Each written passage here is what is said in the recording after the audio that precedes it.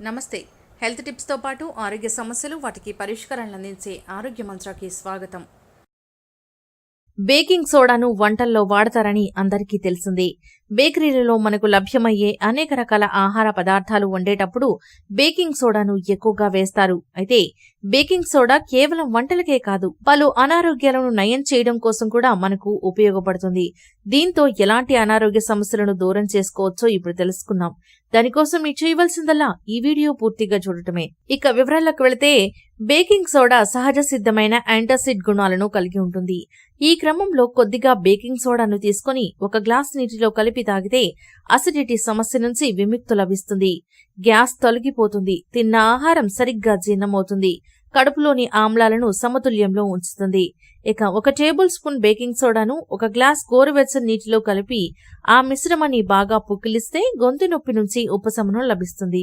గొంతులో మంట కూడా తగ్గుతుంది. కిడ్నీలో రాళ్లను కరిగించే శక్తి బేకింగ్ సోడాకు ఉంది. దానికోసం 1 గ్లాస్ నీటిలో కొద్దిగా బేకింగ్ సోడాని వేసి బాగా కలిపి ఆ నీటిని రోజు తాగుతున్నట్లయితే కిడ్నీలు రాళ్లు కరిగిపోతాయి. ఇక అదే విధంగా 1 గ్లాస్ నీటిలో 1 టీ స్పూన్ బేకింగ్ సోడాను వేసి బాగా కలిపి ఆ నీటిని రోజూ తాగాలి. దీంతో గౌట్ తగ్గిపోతుంది.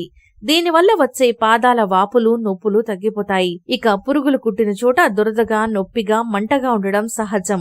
దీన్ని తొలగించుకోవాలంటే 1 టేబుల్ స్పూన్ బేకింగ్ సోడాకు కొంత నీటిని కలిపి మెత్తని పేస్ట్లా చేసి సమస్య ఉన్న ప్రదేశంపై రాయాలి. దీంతో ఉపశమనం లభిస్తుంది. ఇక కొంత బేకింగ్ సోడాను తీసుకుని కొన్ని నీటిలో కలపాలి.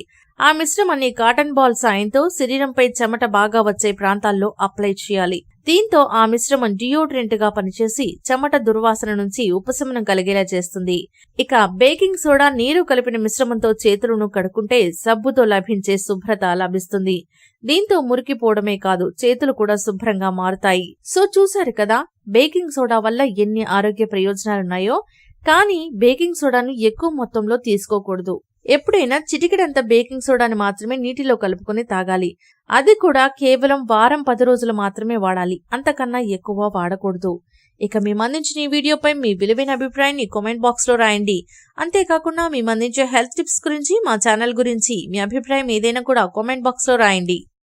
మీకు మా వీడియో నచ్చినట్లయితే లైక్ చేయండి, షేర్ చేయండి, కామెంట్ చేయండి. సబ్స్క్రైబ్ చేసుకోవడం మర్చిపోకండి.